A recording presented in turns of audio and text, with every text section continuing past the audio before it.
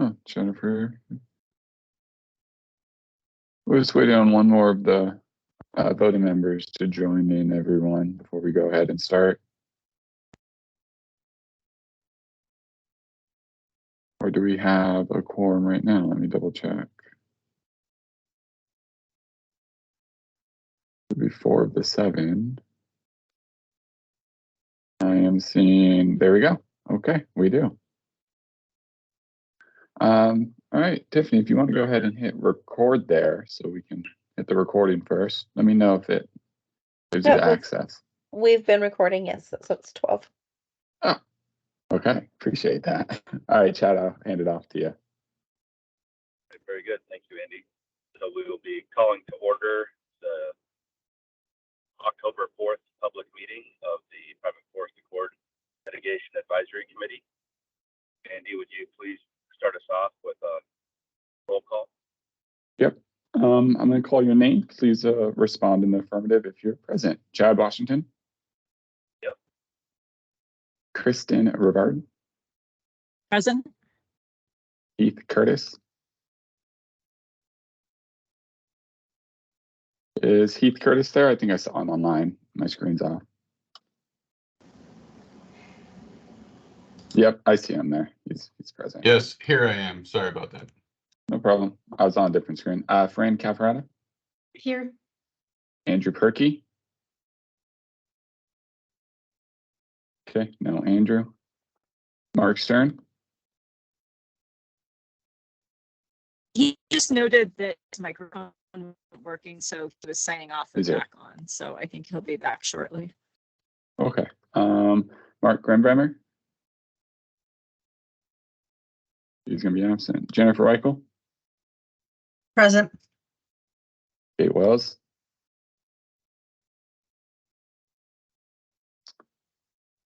Kate Wells not present yet. Chris Allen. Here. Sarah Gregory. Present. We're going to jump back real quick. Andrew Perkey, are you online?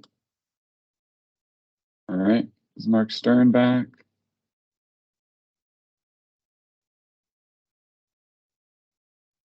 Is that him coming right in?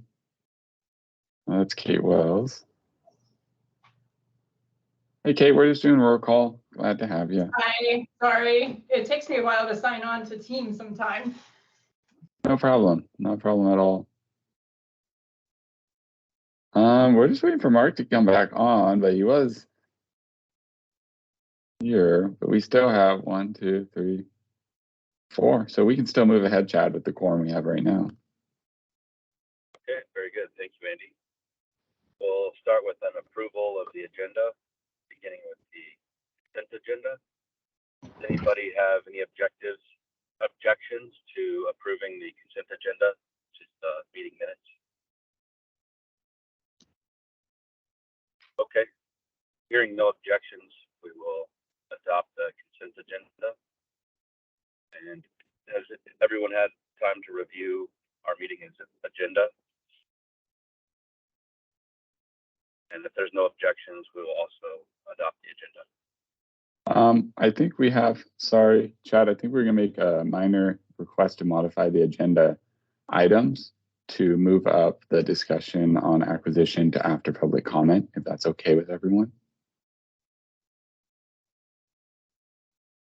Yeah, I don't have any objection to that. So move item 6, land acquisition update, to just after item 3, public comment. Is that correct, Andy? Correct. Thank you. If we could adopt that. Does anyone else have any objections to that? Okay, again, hearing none, we will move forward with that change in agenda there, Andy. Thank you. Okay, so with that, did we receive any public comment? We haven't received any testimony, but at this time, if someone's online, they could feel free to raise your hand virtually, unmute, or show your video. And this is the opportunity. We are a little early, Chad, for public comments. We might want to about 5 minutes ahead. But I'm not seeing any requests. No hands are up. We could always revisit it at the end of the meeting before we close out.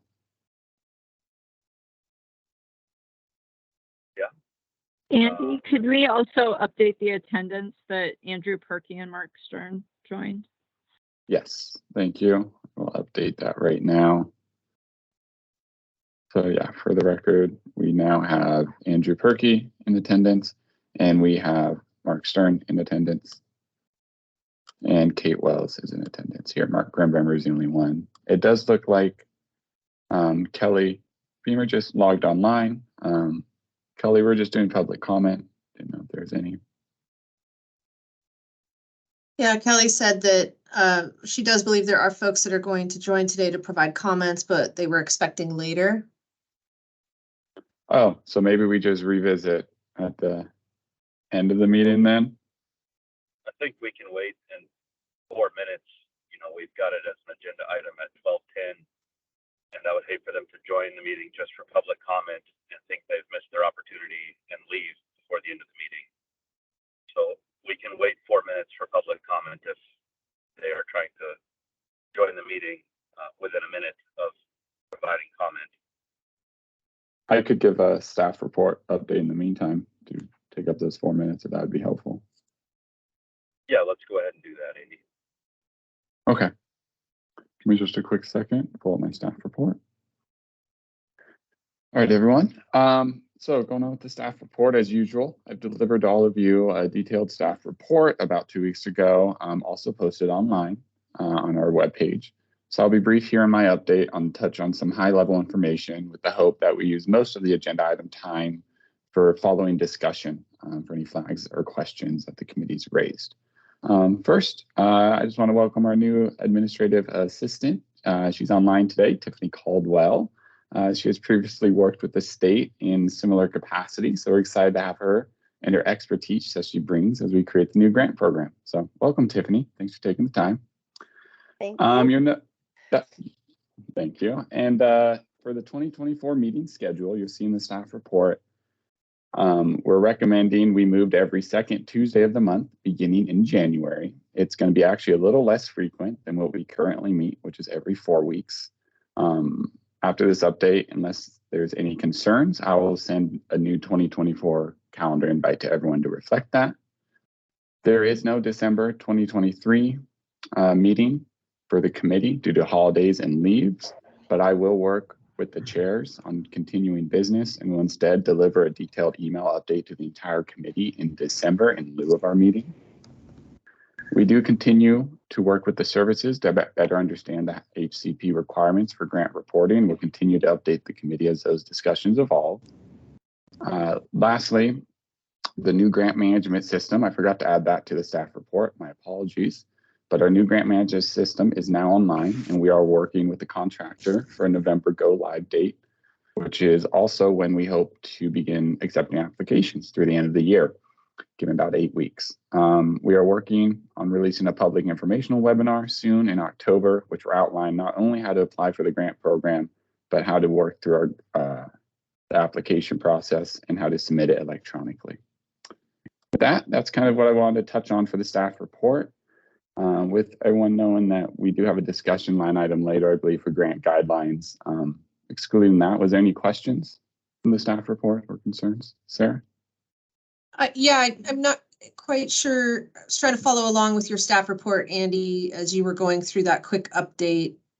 You spoke briefly about the HCP and provided an update there. And I just wanted to kick over to Jennifer. I think we had a correction, minor correction in what we provided in the staff report related to the anticipated draft in mid 2024. And Jennifer, can you correct me on that? I think I'm the one that put that in there, but can you fix that for us?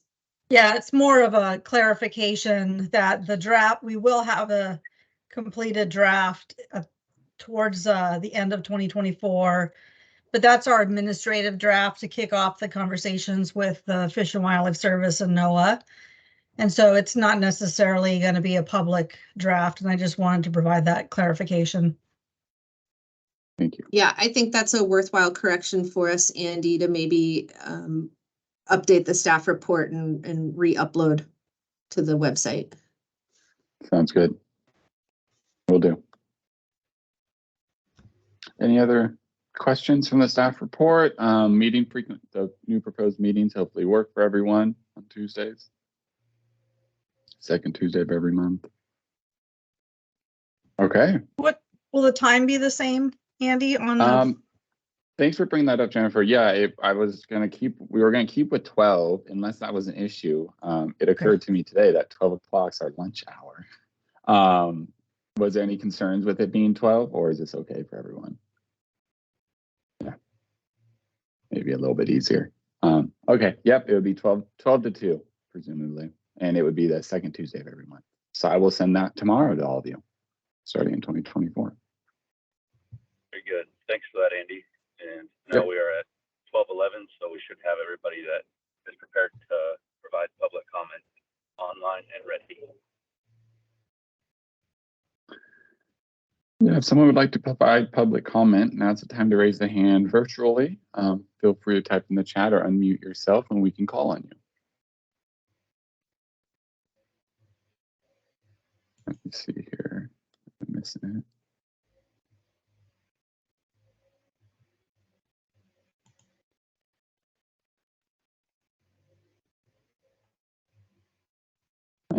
I'm not seeing anything for public comment. We're doing one more request here.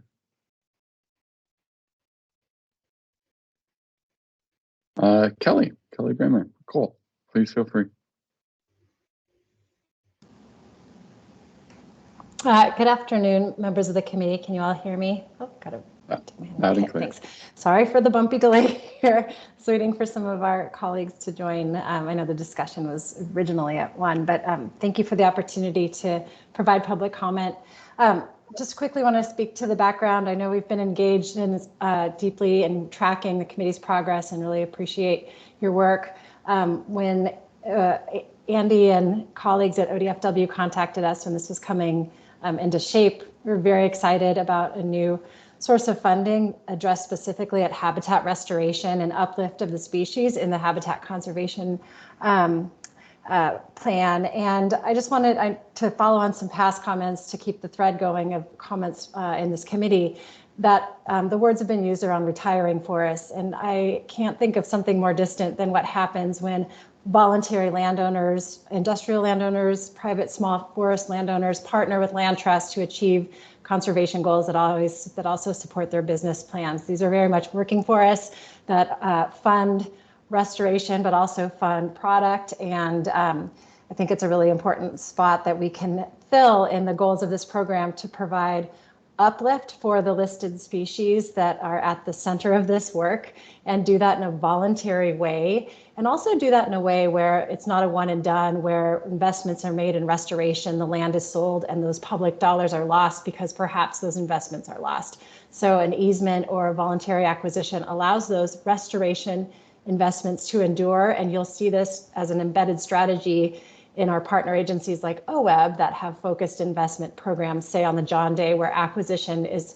the #1 strategy for restoration. And when I say acquisition, I'm including both easements and also fee title acquisition by our members. So I just wanted to continue the education. I know we're going to hear from staff about the next year and what it looks like for easements and acquisitions in this program, but I solidly stand behind our members and our collective interest to advance the goals of this program, and really appreciate your continual engagement from when this was created into the future.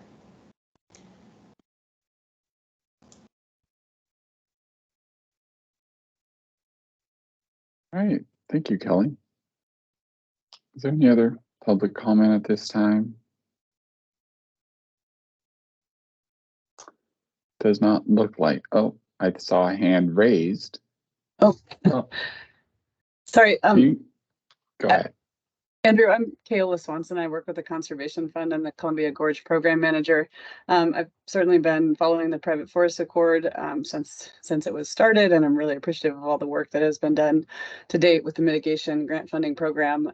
Kelly, obviously, and Coalition of Oregon Land Trusts represent a lot of the interests of our collective organizations. And I did not submit my comments 48 hours in advance. So I was hoping to listen to the conversation today and submit some comments in writing, but did just want to, echo what Kelly said, that the work that we're doing in forest conservation is really intended to keep forests working, to keep a landscape intact, and not intended to, retire or minimize the good work that folks are doing in many other sectors.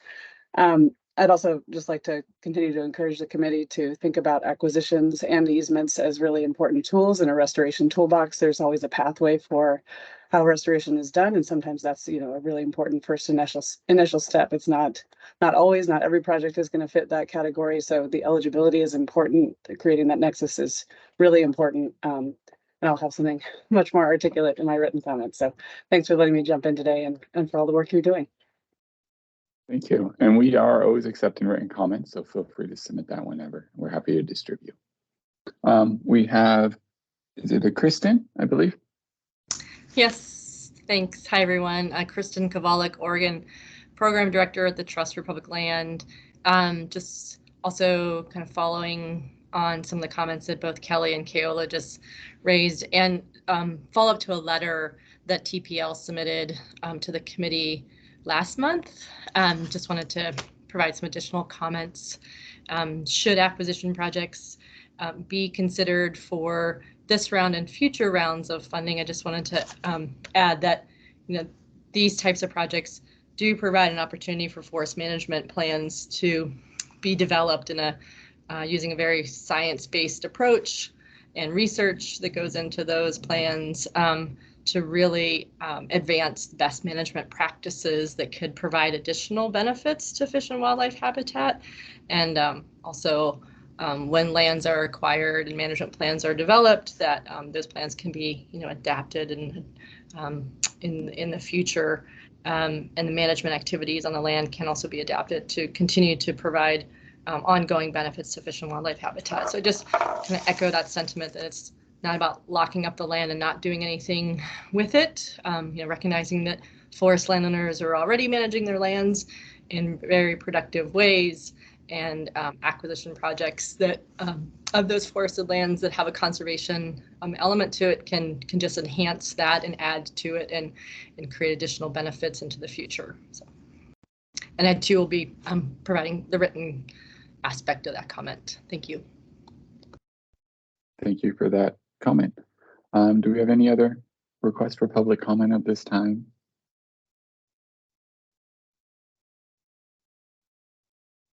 All right, I don't see any additional ones, Chad, so I believe we're able to move on. Okay, great. Thanks, Andy, and thanks for everybody that provided public comment. So next we'll move into the land acquisition update. Sarah, is that you that's going to be providing that? Correct. Yes, thank you. And hi, everybody. I should have introduced myself when I first spoke. I'm Sarah Reif. I'm the Habitat Division Administrator with Oregon Department of Fish and Wildlife. And first of all, just want to thank our members of the public that took the time to provide that thoughtful testimony. Really appreciate it. And so we moved this agenda item up just to kind of honor the fact that you're here and attending in person rather than having you wait for it to come up later. And I know that some of the committee members were keen to at least give this a little bit more airtime today. As we informed you last meeting, that's still where we are today, that ODFW has decided that acquisitions and easements will not be eligible for this first solicitation, this first round of projects. That still stands. And the reason for that is that, just taking a step back, we started developing this program in February, and we are launching our first solicitation in November. So in less than a year, we have stood up a very large program. And it's not surprising that we are still building. And one arena that has sort of its own kind of specific needs and templates and complexity and review is this arena of acquisitions and easements. So we just administratively do not feel ready to receive those types of proposals.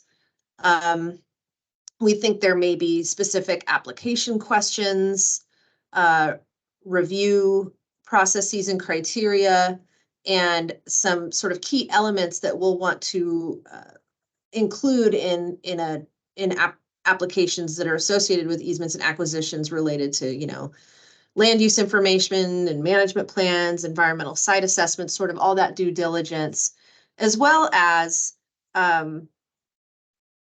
likely wanting to recruit some additional expertise for review teams. You know, folks that specifically have that background and experience in evaluating those types of projects, as well as needing just a little bit of clarity in terms of our program guidance for applicants on how to ensure that acquisitions and easements are actually providing uplift and benefit to the HCP covered species.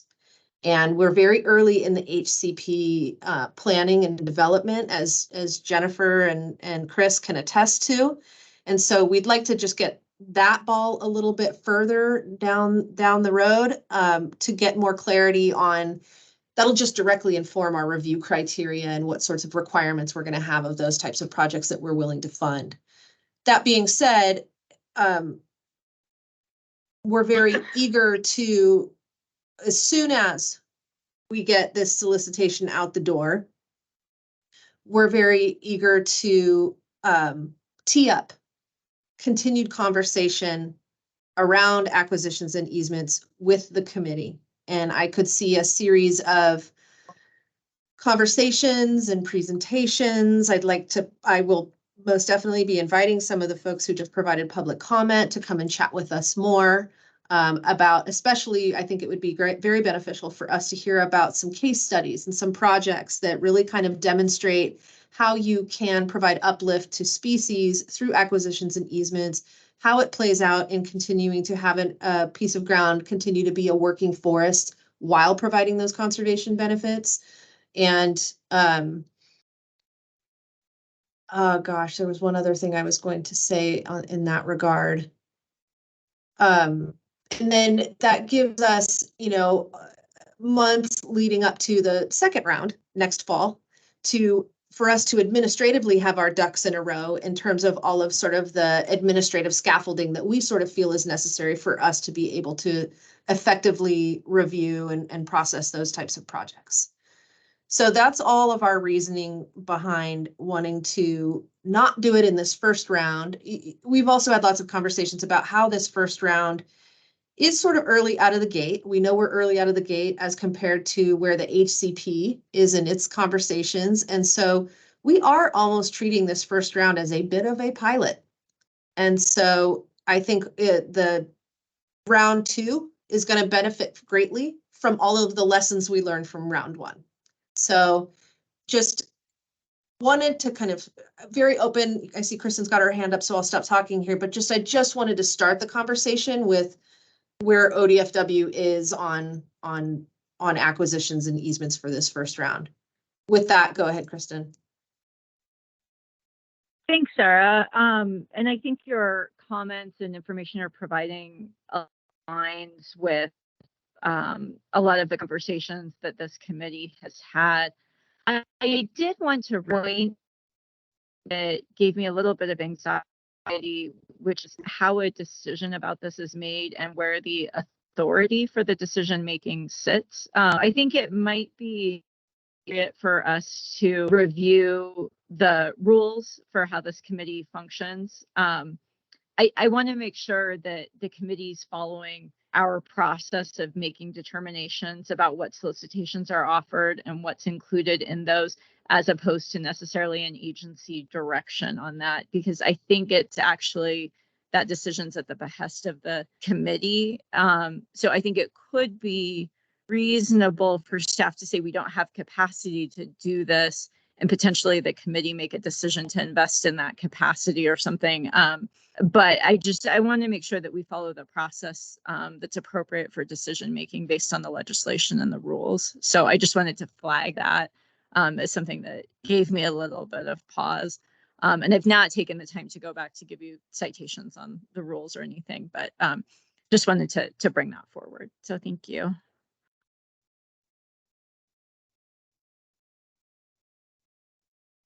I see. Heath. I would backstop like Kristen's comments there. I actually think the governance question is a good one. The way the materials came out is it was styled as ODF&W decided that, and I'm in support of this direction. But like I do think that the order of things is appropriately involving this committee. I would also say I encourage this conversation going forward. I maybe to highlight for folks again, kind of one of the things I'm grappling with. We did a lot of good work in the private forest accord in terms of forest practices. And you can imagine a circumstance where an acquisition rolls in and says, hey, we're going to get this property, and in the context of getting this property, we're going to commit to managing it with double the riparian buffers. For me, like, I'm going to be very skeptical about the ecological return on investment there. And that's evidenced by the fact that when we agreed to the riparian buffers in the PFA, we thought we were doing a good job of eliminating take and, taking care of these covered species. And so what are the kind of things that they could come in with? Well, they could come in and they could say, hey, we're going to take care of these fish passage issues, or we're going to come in and we're going to fence livestock out, or we're going to move this road away from these streams. All of those things have direct benefits to the species, but none of those are contingent on actually acquiring that land. There's an opportunity for direct investments there. And in fact, an acquisition in that context may only make those direct investments actually more expensive. That is to say, our dollars go less far. And so from my perspective, I'm just kind of grappling with, to the degree that we want to maximize our spending, or that is to maximize the conservation uplift associated with our spending, I need some help understanding, and looking forward to these presentations that you're anticipating, Sarah. I need some help understanding the way in which title, right, changing itself benefits these species. And if it's a means of facilitating conservation uplift, then that's great. Let's talk about the conservation uplift and the most efficacious and expeditious ways to make that happen.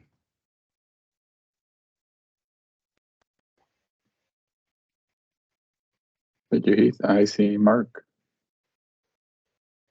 Yeah, thanks, Andy. I guess I would just second the comments from Kristen and Heath that, I think this topic has more conversation for the advisory committee to sort of absorb and see how we want to position ourselves. I hope we can get through that conversation and be prepared for including or acquisition easements, whatever, being eligible in the next go round. I think we also, and we've talked about this before, there's sort of two ways to go. One is OCRF could just be supporting other entities that are doing a lot of the heavy lifting on the due diligence and whatnot.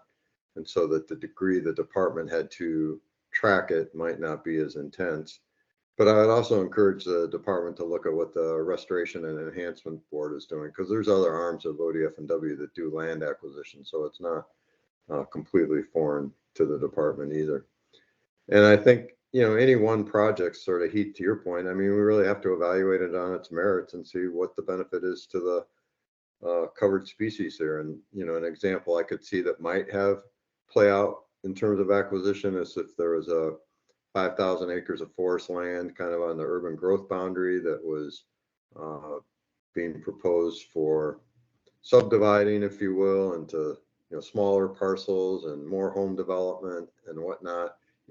That might be a scenario that would lead to acquisition might have a role in sort of addressing that concern. But I think the point really is we have to just take each project as it comes, when it comes, and see what it can do for us or not. Thanks for being able to chime in here.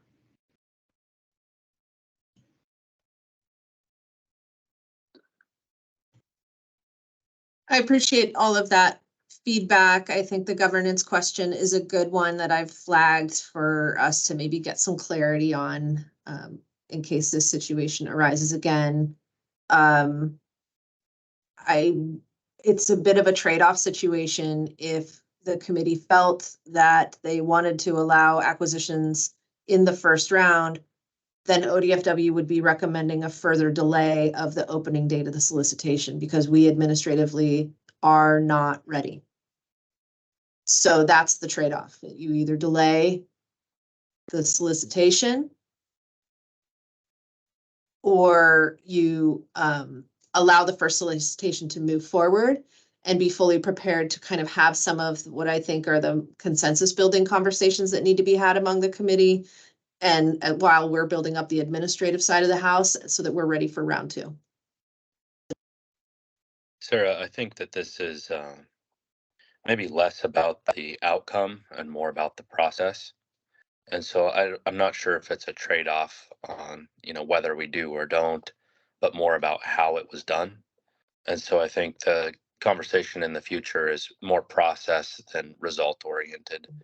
And I think that if the agency were to present all the reasons why it was a real challenge to include acquisitions and easements in the first round, the committee would understand those challenges and perhaps come to the same conclusion.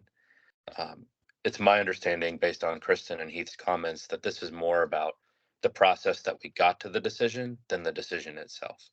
I don't want to speak for them, but that's what I'm hearing. I am hearing that clearly. And we'll look back at where is the discretion, where is the limit of the agency's discretion in making some of those administrative decisions. Well, let me do you one better, Sarah. Why don't in this context, I feel like you've done a pretty good job of explaining it. And we could take either approach that you've described. That is to say, take the proposals and put them on a shelf until you're in a position to, actually address them. And alternatively, we can put taking proposals on acquisitions off for a year. And because it comes up in the guidelines, Andy, right? I guess it's I think there's the guidelines. There's actually a starred bullet in the guidelines that talks about not taking these this year. I think we kind of have to address it now. And I'm happy to make a motion that, and I think that this is the order of things, that it would be a staff report and a presentation. And I think you've given us pretty good facts on this.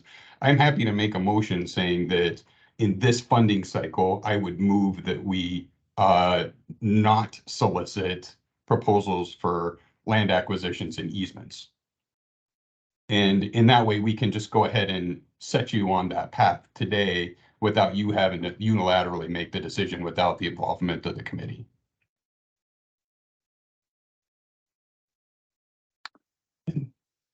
Okay.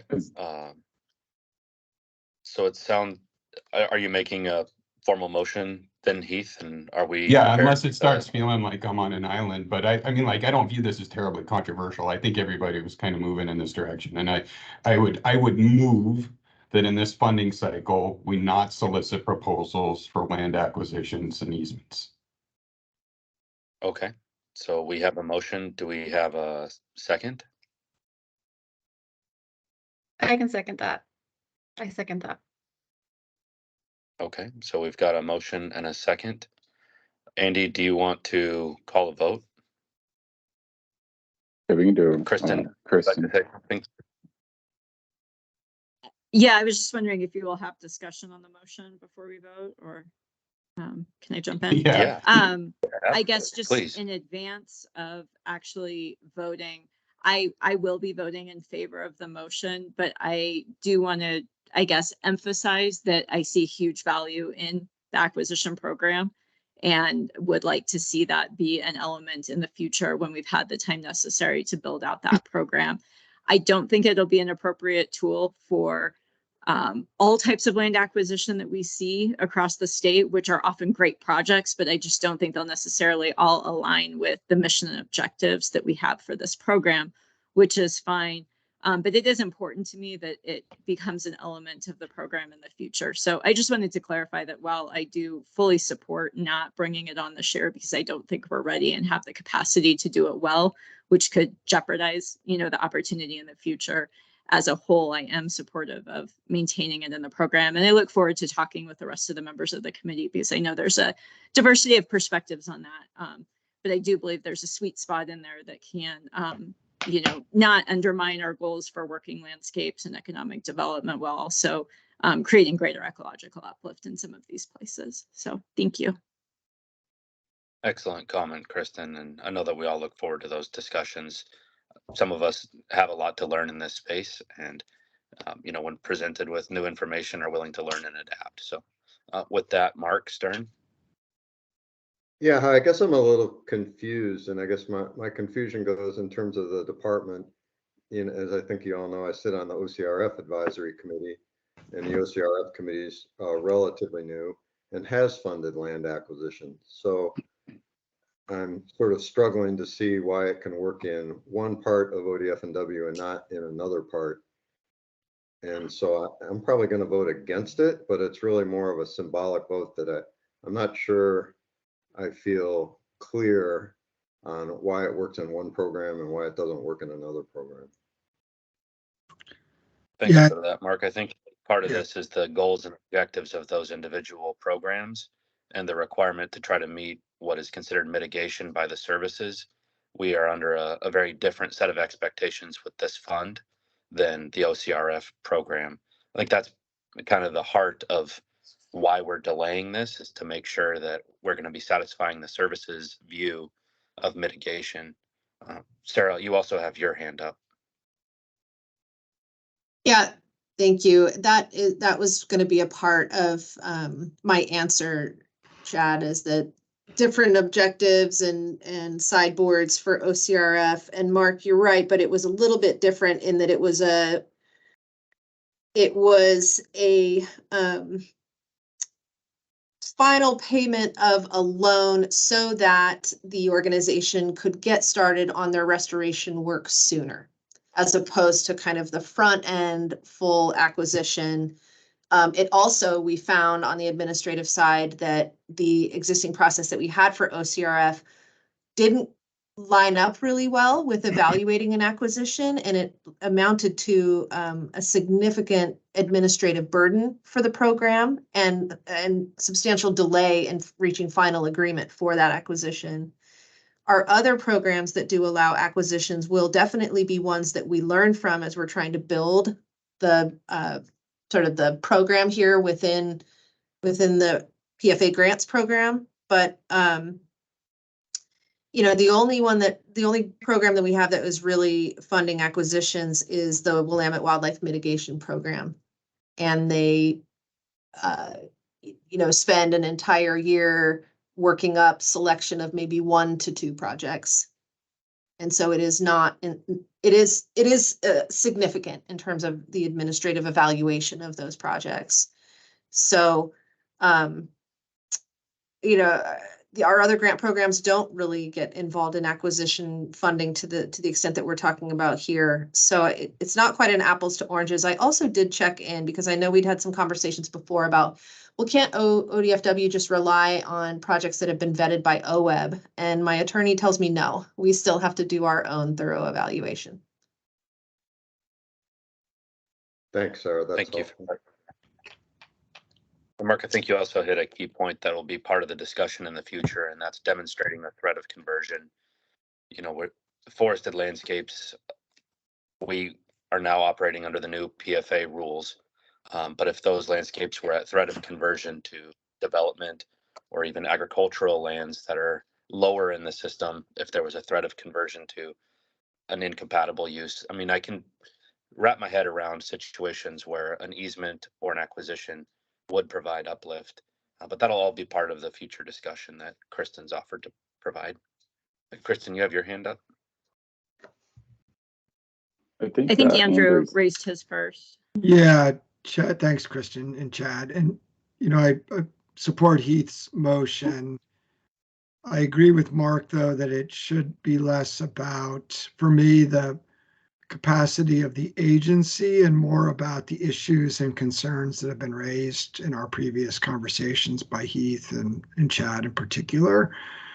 And I just want to make sure that we understand the relationship between the HCP requirements, Heath, your comment about riparian buffers and the sufficiency and adequacy of those relative to needing to buy land beyond that, as we make decisions on the sideboards for what types of acquisition projects that we would want to support. And I think Mark brings up a really good example that we probably could all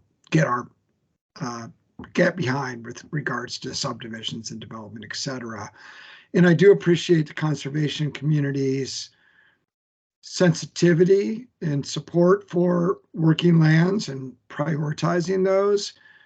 But I also don't want to rule out the possibility that an acquisition to not have it be working lands would be consistent with what we're trying to accomplish. I'm not advocating that that would be the case. I just want to understand where and where not that might be a benefit. And so I just look forward to digging deeper into this with the committee.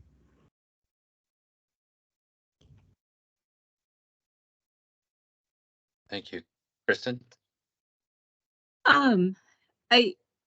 I think we'll have a longer and rich discussion about this as we move, forward in the future. But I did have some concern about the premise that, what we've agreed to in terms of the new regulations means that anything beyond that isn't necessarily providing uplift. And I don't know if that was quite the intention of the comment. I may be misinterpreting it. But, a great example is in the negotiation, we prioritized protection of particular areas on the landscape that were the most likely to provide large wood to the system and the functionality associated with that. There's lots of other places on the landscape that could also provide large wood that would be beneficial to fish-bearing streams. And while I'm thrilled, and I think in terms of adequacy for the HCP and meeting the expectations for the covered species, we're probably very, appropriately situated that with the regulations going forward. But I don't think I would go so far as to say that additional opportunity to have natural recruitment of wood wouldn't be highly beneficial in some systems. So I think I can kind of agree in both places, but I just want to be careful that we don't, at least at this juncture, establish that. And then another thing that comes forward for me is just, some of the other invertebrate protections that are, sorry, my mind has gone blank. I get nervous sometimes.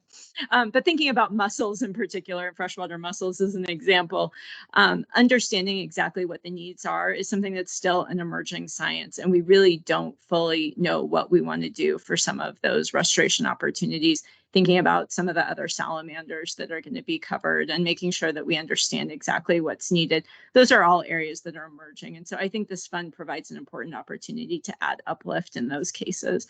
So I don't want to rule that out.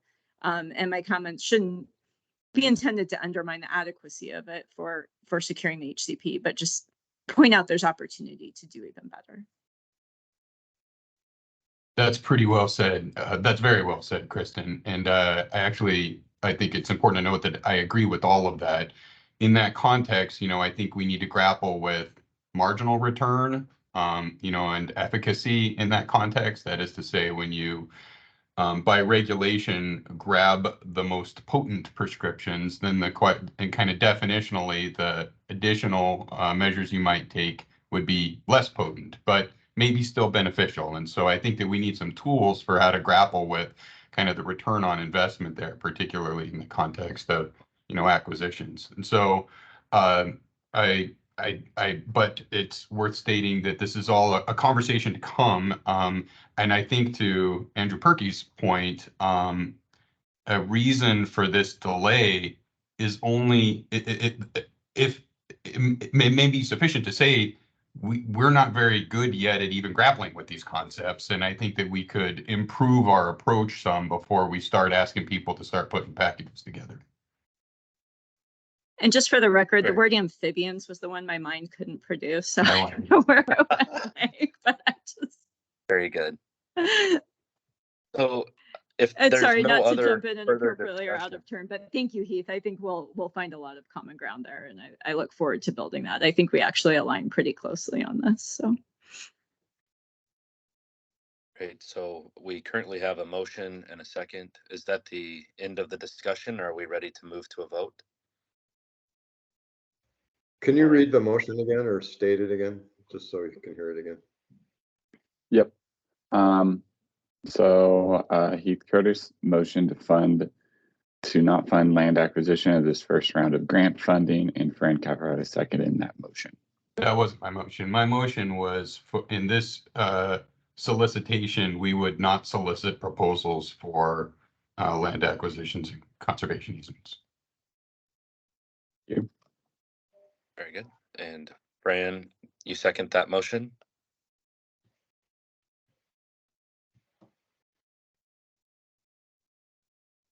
I Our internet will believe get that. there. I think Fran Yes. froze. I can second. Thank you, Kristen. So we've got a motion and a No, second. I gave a thumbs up. Did I not? Am I Okay. frozen? You're freezing up a little bit, Fran. Sorry for that. Oh, it's this internet here. I'm so sorry. I'm going to go off camera and hopefully that helps. I will cede my Okay. second to Fran's second. Very good. So Andy, can you go ahead and call a vote for us then? Yes. Making some final notes. All right, I'm going to do a roll call vote. I'll say your name. Please respond in the affirmative, yay or nay, if you support the motion. Chad Washington, Yay. Kristen Regard, Yay. Keith Curtis, Yay. Fran Cafarata, Yay. Andrew Perkey, Yay. Mark Stern. Well, based on Sarah's last response, I will vote yay today. All right, thank you. We have full consensus, Chad. Very good. So motion carries.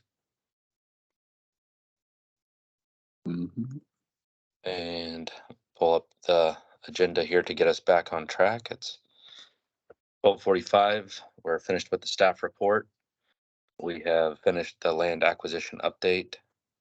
And now it looks like we are on to the PFA Mitigation Advisory Committee. Andy, can you give a little background on the appointments and the election process here, given that Bob has left us? Yes. So as many of you know, or as all of you know, Bob Van Dyke is vacant in his seat.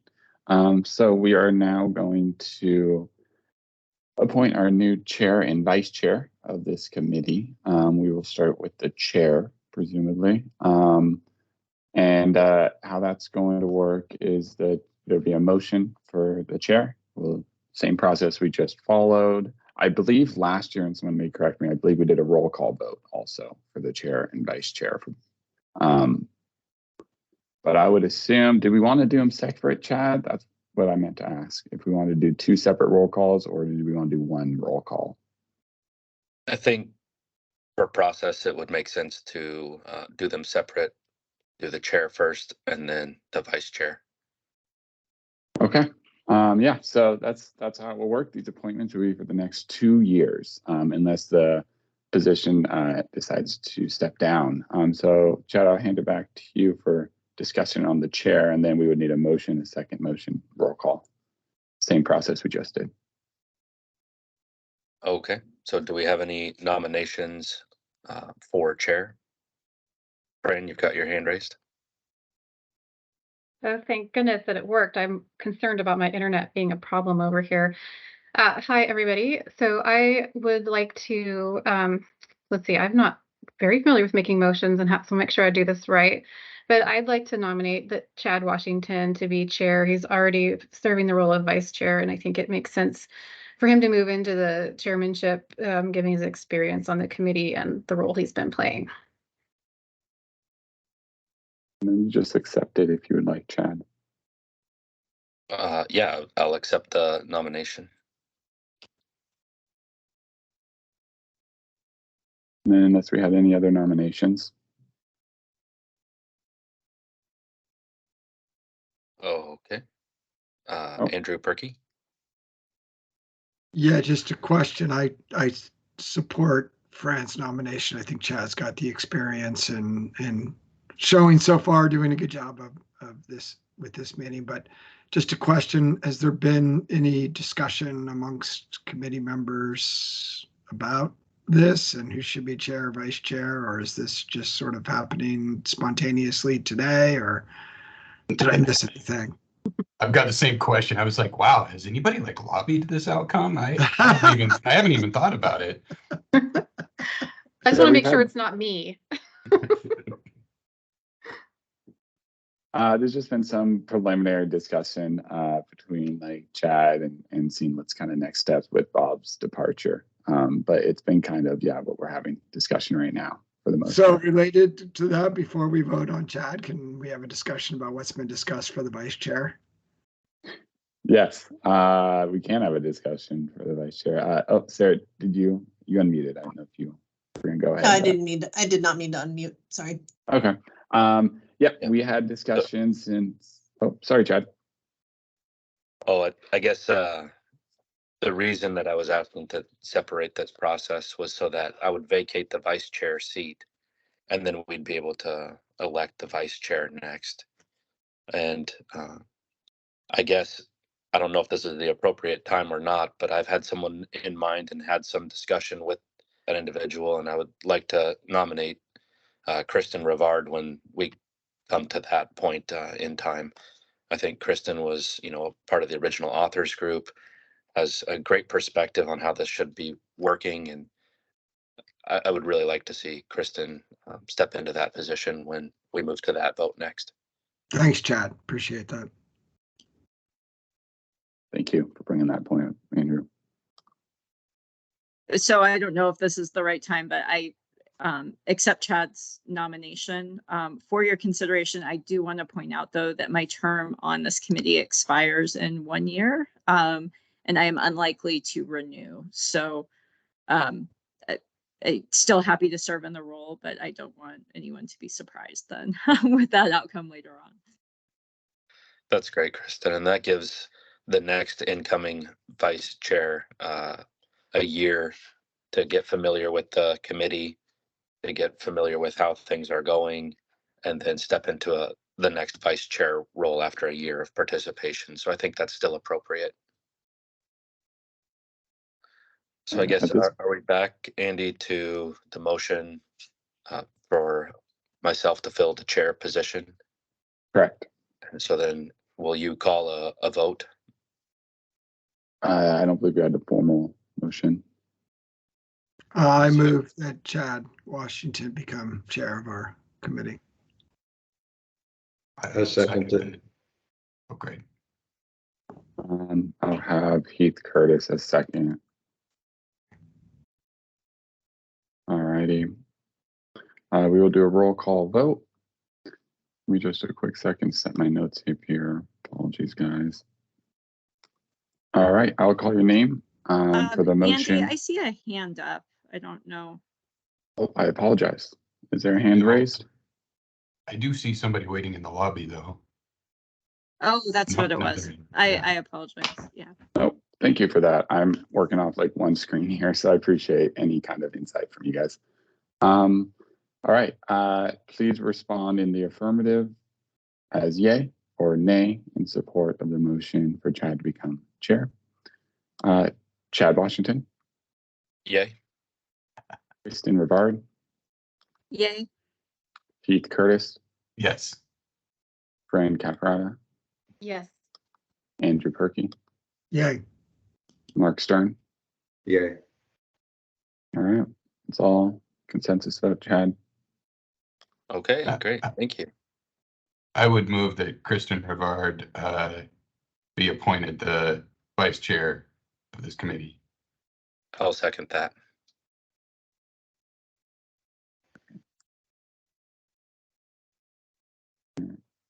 Sorry, guys, my hand's going to type so fast. Great. We will now do a roll call vote. Same process. Please respond in the affirmative as yay or nay if you support the motion for Kristen Rivard to become vice chair of the committee. Chad Washington. Yay. Kristen Rivard. Yay. Heath Curtis. Yes. Fran Caprata. Yes. Andrew Perky. Yay. Mark Stern. Yay. All right, votes concluded, Chad. All yays. Great. Hey, can I ask a quick question? What's the process timeline for Bob's seat? Bob's former seat? 9:30. It's over. What? Oh, No, I don't, he like, wants to going know what the forward. next steps are. Yeah. Oh, 4-year appointments. nope, that's No, not. Andy, so can you explain that there's been 2 names provided to the governor for consideration, and then how that's what we're getting at. Yeah. I apologize, guys. Yeah, so we have 2 names that have been provided, or the applicants submitted applications in September and early September to fill the vacant seat on this committee. So it is now up to the governor to finalize those appointments, which I believe they do on a rolling basis, monthly. So we're kind of working on following up with that shortly. And Sarah, unless you had anything to add, I think that's about it. Yeah, I think, you know, I have the inquiry into to Jeff Huntington's office. Was kind of hoping they would have made it happen last month, but we'll be nudging them to get that processed this month. Chad, I'm so sorry. If just one follow-up, if that's okay. Yes. Like, I'm sure I just missed it or something. Was there like a request for like candidates, or what was the process for coming up with those names? And I'm sure it's going to be great. I have no agenda here. I'm just kind of curious. I'm less familiar with how this works when it's just a governor appointee. I'm with you, Heath. Yeah, I'm new to all of this too. And I think we're still in that unique territory where we still have authors engaged. And so the way I believe the statute reads is that the governor's office will solicit for, or, you know, will consult, I think the language is consult with authors for selection on the committee. We know it was a conservation seat, so it would be a conservation representative filling it. We had some names recommended to us by kind of sort of the conservation community that has been involved in the private forest accord thus far. And so we advanced the names to the governor's office, and it's their purview to select from the applications submitted. So it wasn't a widely broadcasted call this time. Fine. I anticipate going forward as we cycle through all of the authors and we get some time distance from the, you know, the original signature of the accord, we will probably need to start putting that notification out more broadly for applications. And Sarah, are those names, 2 names public, or are they just confidential until the governor decides who to put forward? That's a great question. I do not know.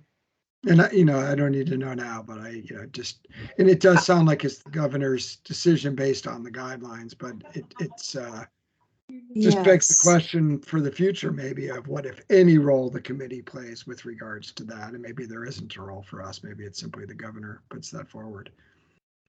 I think I'll refrain from providing the names right now, and I'll look into that. If I'm able to share them, I will. Okay, thank you. Andrew, my understanding of the statute is that there's categories of seats, and then it's absolutely at the governor's discretion to select who fills based on those categories that are in the statute. And I won't attempt to cite what the categories are, given that I don't have it open, but I believe that's the process. And if there's someone listening in that has someone in mind or themselves is interested, there is the open on Workaday on the state's website. You can fill out applications to be a member of a committee and select the committees you're interested in. So if there's other people that feel they'd be appropriate for one of the seats in the future, that's, you know, a great mechanism to put your name in the hat. Yeah. Yes, thank you for that, Kristen. And maybe Andy, at some point we could, I don't know if you'll be able to multitask enough to get it into the chat here. If not, it might just be something that we want to sort of have as a standing button on our webpage for folks to go to our webpage and route themselves over to the application process.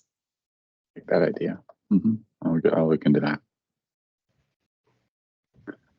All right. Well, thank you for that update, everyone, and for that question, Heath. So we have the new chairs and vice chairs, so welcome. I will set up a meeting with you guys shortly after. But I believe, Chad, I'll hand it back to you. I think we're done with this agenda item. Very good. Thank you, Andy. So next item, we've got grant guidelines and attachments. And is this going to be you leading this discussion, Andy? It is. It is. Let me just wrap up some. All right, everyone. All right, so we're almost there. We've gotten everything pretty close to the starting line here for our first launch shortly. So I just want to, of course, take a moment of appreciation for everyone here taking the time out of your schedules to help get the grant program this far and give support to all the guiding documents that you've helped create, including the grant guidelines, the appendices, attachments, reports, all that great stuff to help build this grant program and get it stood up within 8 months by the time we launch, which is a pretty good, cool feat. I did deliver in your pre-meeting packet about 2 weeks ago. Gave it a little bit early because there's a lot to review. The grant guidelines, which is a long document that we hope, and I'll just frame it real briefly, that we hope to be released when we open the grant window. And that documents an A to Z guide for applicants on how to apply, the priority of the grant program, eligibility, costs, and everything else. It also, it's a pretty transparent appendices there where it shows to applicants how we plan to review documents and elevate proposals for funding. At this point, we've gone through pretty extensively in different meetings this past summer about the grant guidelines. I don't plan to share screen for these grant guidelines per se, but I'm hoping that for the most part, we can have this opportunity for the rest of the meeting, which we do have an hour, 45 minutes here if we take it, for any kind of comment on these grant guidelines from the committee, any discussions, opportunity to raise flags, or if there was any oversight in these drafts. I will note that the grant guidelines and appendices have gone through external and internal reviews. So hopefully they're at a point where we're almost ready to kind of release them. And lastly, before I conclude, if I could get any edits, if you guys didn't edit in the shared link that I sent out, please provide edits and send it to me by October 12th. That is a Thursday. That's when I really need final edits to wrap everything up and upload to the grant management portal.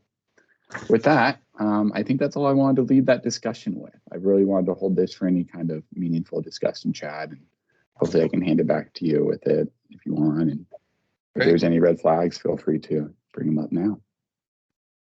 Thanks, Andy. We'll open it up for discussion.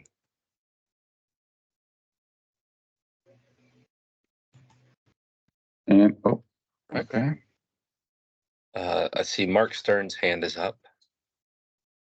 I think Chris was up first, so why don't we let Chris Allen have a role in it? Great, thank you. My screen is kind of small here, so I appreciate that. Chris Allen, go ahead. Yeah, thanks, Chad.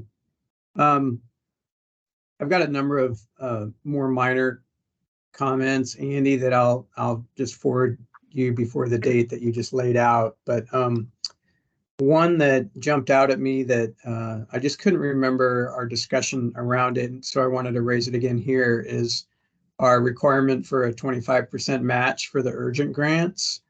And I'm just wanting to raise the question again of why we chose to do that for urgent grants, but not the regular grants process. Thank you. I might have to look back at my notes for that meeting and discover that. Off the top of my head, it was just an additional criterion with the assumption to push people into the regular grant process instead, and the assumption that urgent grants are going to be for high resource projects or larger projects possibly that will have some match available. But I could be recalling that incorrectly, so I will follow up unless someone else has more insight on that. I seem to recall it was an attempt to try and bring projects forward that were already well on their way or that had significant leverage. Does that ring a bell with other committee members? Mm-hmm. Yeah, that sounds right. And Kristen, you had your hand up. Is that in response to Chris's question here, or is this okay? So we'll wait until after Mark's question. So Andy, if you could look into that to confirm, that would be helpful. Yeah, I'll look into some additional notes and I can do a follow-up with the committee also with any other outstanding questions today. And if Thanks, we Andy. don't feel that it's something that's necessary, this is the opportunity to discuss and Yes. recommend that we drop that. Just one more quick follow-up, Sarah, on that note is just that I know with some of OWEB's grant programs that they've recently dropped the match requirement in order to reduce the chance that some applicants would be unable to apply that might not be able to meet that match. Just in the spirit of being more inclusive. So I guess my suggestion is we should be pretty clear on why we're providing or requiring that 25% match for anyone that would inquire about that. We should have some strong rationale, and if we don't, then maybe we eliminate that requirement. And as I'm recalling too, and I'll double check, but I think at least in the rules it says may, and I believe that should have been carried over, and that could be my oversight, where it may be required on a project by project basis. But nonetheless, like what you just said, still stands. The justification would have to come at the time of decision. So thank you for highlighting that, Chris. I'll look into it. As I think about that, Chris, I can certainly imagine a situation that by their very nature, an urgent grant request might not have had the time to raise any other funding sources. And so to your point, it might make more sense to just drop the 25% and not include the may language. And so if it's helpful now to Andy and the committee, I'd be willing to make a motion and entertain discussion around dropping that 25% match requirement for the urgent grants. So I guess I'll go ahead and move to remove the 25% match requirement for the urgent grants, given that by their very nature, they may not have had time to secure other funding sources. Is there a second?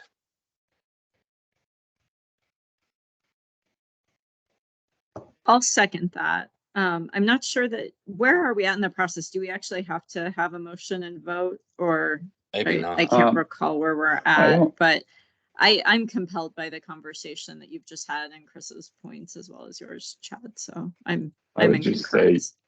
I would say unanimous consent unless there was some disagreement going on. I think that's what we can kind of do at this point. So if there's no objections, then let's just go ahead and remove that, Andy. Copy that. Thank you, everyone. I appreciate the discussion.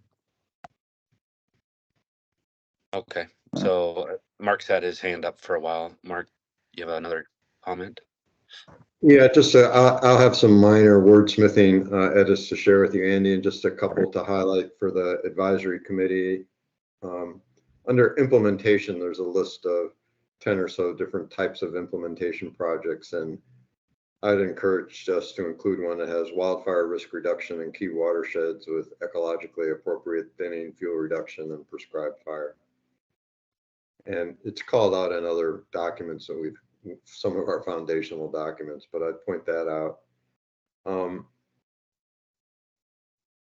also going to suggest that you flip the order of, in there it says urgent grants require the following things, and I'd rather see those sections structured.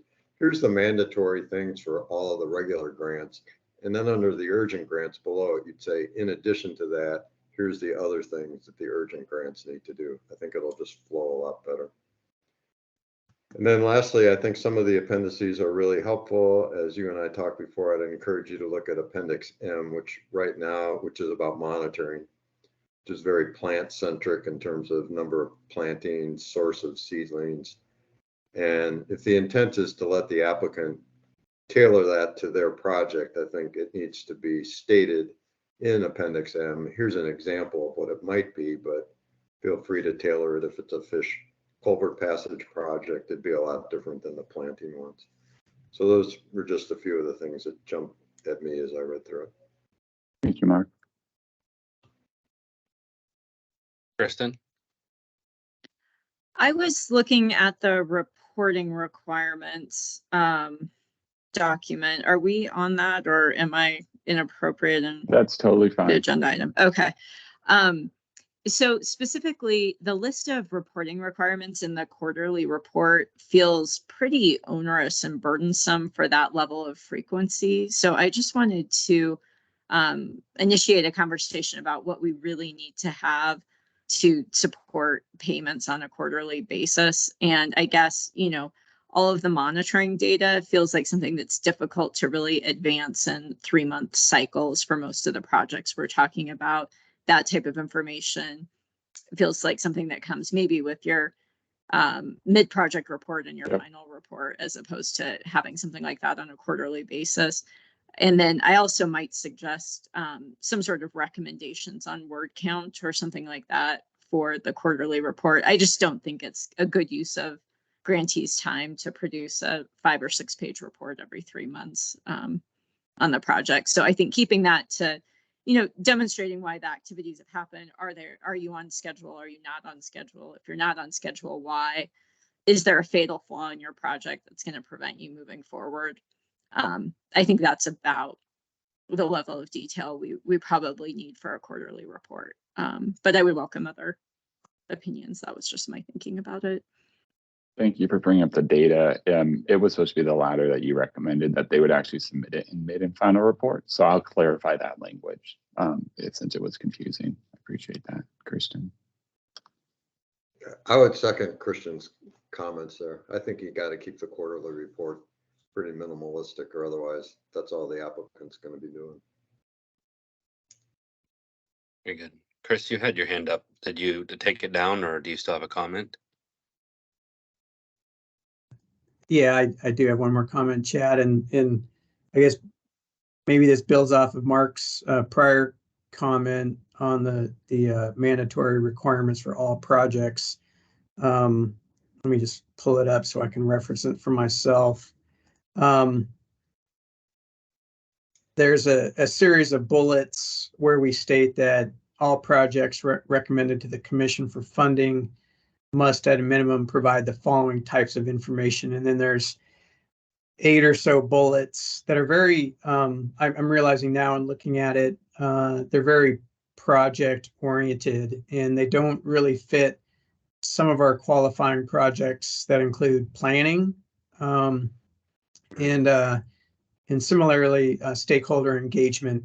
For anyone submitting for funding under those types of projects, it would be hard to meet any of these eight bullets required. So at this point, I don't have a suggestion, but in the comments that I'll provide, Andy, I'll try to think of how we can be a little more inclusive of all the types of qualifying projects with this list of required information. But right now, I think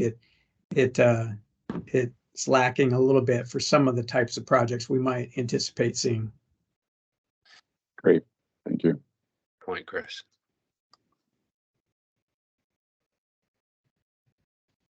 Any other comments? Yeah, and one thing to note with this stuff, this is an evolving document too. As we kind of learn more about what we need for reporting down the line, we can make modifications in the years to come. Like Sarah was saying, we're kind of doing a trial period for this first year, but these are all very great. I really do appreciate the time. No, and Andy, I've got kind of one big picture comment, but first of all, this is all really well done. I had hoped in Appendix E and watershed context to have the opportunity to look at, the degree to which, the project may have social impacts on the community by virtue of, to the point of the commenters earlier about retiring timberland, right? I think I can mostly style that in terms of bang for the buck and conservation, so we may not need it there. And it's probably more intellectually honest given the chapter in the PFA. And so, fine. One thing, though, that I wanted to encourage on the other side of this is, this is all kind of like, if we build it, they will come and we'll be able to pick the best things. I may have been a little ambitious in my thinking originally when we were working on this chapter, but I had anticipated circumstances where where we would be a little more proactive than that. That is to say, if we had reason to believe that ODF&W brought to us a priority watershed that had particular needs, that we would actually be specifically recruiting landowners and projects in those areas. And, to me, this is a little bit kind of reactive to what folks bring us. And I hope at some point in a future meeting, we have an opportunity to have a conversation about how, if nothing else, we can encourage and incentivize projects in specific areas and, be deliberate about our funding rather than just hoping people bring good things to us. I just had a response to that, if it's helpful, Heath and the committee.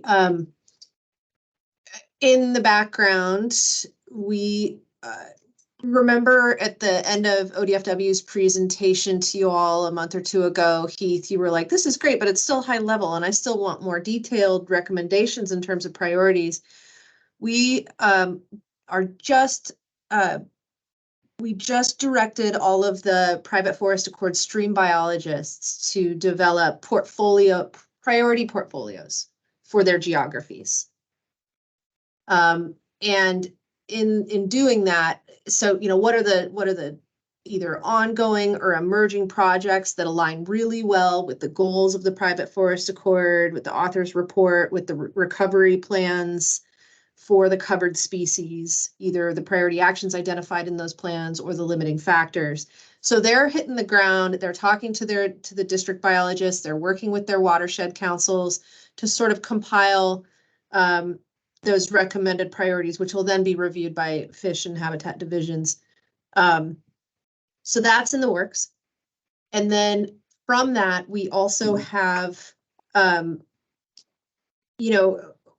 Smith is our policy analyst in fish division, and he's been an absolute animal in getting federal infrastructure funding and Inflation Reduction Act funding for really large scale watershed restoration projects, and was able to very quickly generate for us a list of really sort of what would be, I think, flagship, high priority geographies and project types that would sort of fit the PFA model.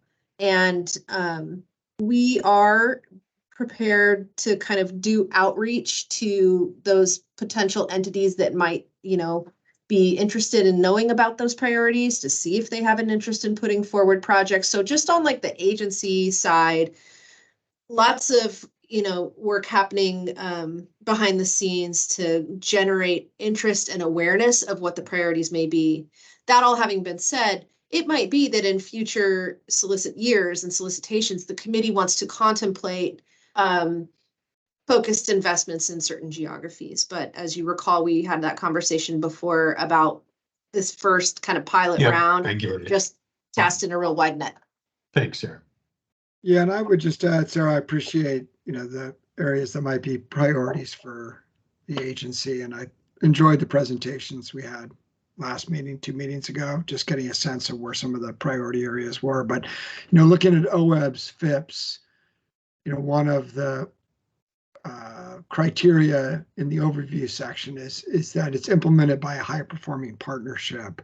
So I'm curious about areas where timberland owners and local watershed groups and others have created some momentum and partnerships around ODFW's priorities as well. It's not just an ecological frame, but it's a social frame, partnership frame as well. Amen. Thanks. It looks like Jennifer, you've got your hand up. Yeah, I just wanted to add to that response to Heath. Another layer of this is the HCP development and our conversations with the services.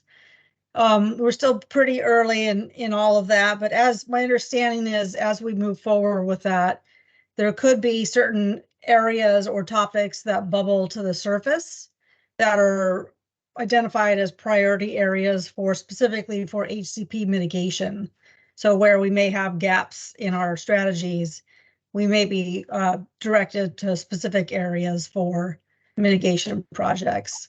So I just wanted to point that out. We're quite a ways away from having any idea what that might look like at this point. Well, very good. And Chad, sorry to derail your work on these documents specifically. I just wanted to put a pitch in that for that approach in the future. Yeah, I think that's really great, Heath. Thank you for that. And thank you, Jennifer. I think it's going to be important as we learn more from the HCP side that we're addressing those needs directly. Hey, Chad, I just wanted to address, thanks, Chris Allen in the chat asked if we could share the regions outlined by the ODFW's PFA stream bios. Yeah, we'll throw that in the chat shortly, and we do plan to have those regions posted on our new webpage too, Chris, when we get that launched, because they're going to be kind of the boots on the ground with our review teams and whatnot, and hopefully that public-facing liaison in a sense too. So we want the public to know whose region they're in for the stream bios. Thank you for bringing that up. Thank you, Andy. Anything else on grants and guidelines? Are the attachments provided? Okay. I can get any good of the order? Andy, what would you like to say? I was just going to say that I will, if I can get edits by the 12th, I can hopefully turn around a final draft shortly thereafter and send to the committee for additional review, if possible, before. But the goal is that we will adopt it at the November. So yeah, you hopefully will get these at least a week prior to that meeting for the final review.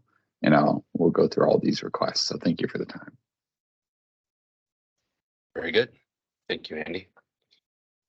So we're ahead of schedule. If there's any kind of comments for good of the order before we close the meeting or review what we've discussed.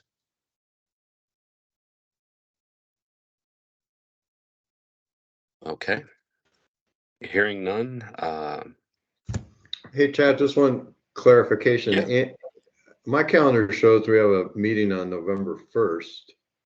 And so I'm not clear if we get comments due on the 12th, what meeting in November are we going to approve these on? October 12th comments, November 1st would be, yeah, my apologies, it would be October 12th. November 1st would be when we would approve it and then turn around shortly thereafter to open the solicitation. Great, thank you. And then a reminder that there will not be Teams meeting for December. And then we will move to the second Tuesday of each month after that. Okay. Yeah, and Chad, just kudos to all of us, everyone who's been involved in this, that we're moving towards this. This is super exciting. So thank you. Thank you, Andy. Thank you all. Thank you, everyone. So again, the proposed November agenda items will include adoption of these grant guidelines and attachments as we've just discussed. We'll review the proposed layout of the regional review teams, and we'll discuss the grant review criteria in more depth. Then this meeting, we've also voted as a committee to not solicit applications for conservation easements or acquisitions in this first round. We will continue that discussion and hope to look to include those in the next round of solicitations. We've also elected the new chair, myself, and new vice chair, Kristen Rivard. Kristen, I really look forward to working with you over the next year. And I think that concludes what we've done in this meeting with the wrap up. If there's, oh, go ahead, Andrew. I see you've got your hand up. Mark does, yeah. Oh, Mark. Yeah, I was just I agree with everything, Chad. That was a nice wrap up. You know, we're going to talk about the regional review teams, and you guys are going to talk about it some coming up. I was just going to share and reading the current draft of the review team in terms of in terms of committee members participating. It says Fish and Wildlife Services commitment is pending and ODF's commitment is pending. And I guess I'd just circle back to all of you, but including Chris and Jennifer. I think ODF and Fish and Wildlife Service are really important voices in these conversations. So as you all move forward, I hope those commitments can be firmed up for the review teams. Thanks for that comment, Mark, and I agree with you. I see lots of heads nodding, so I think we all agree. Well, with that, I will give you all back an extra half hour of your day, and thank you for your time. Thank you, everyone. Chad. Thank you all. you. Thank you, Thanks, Chad. Hey, Kristen, are you online there? Bad loser. I did.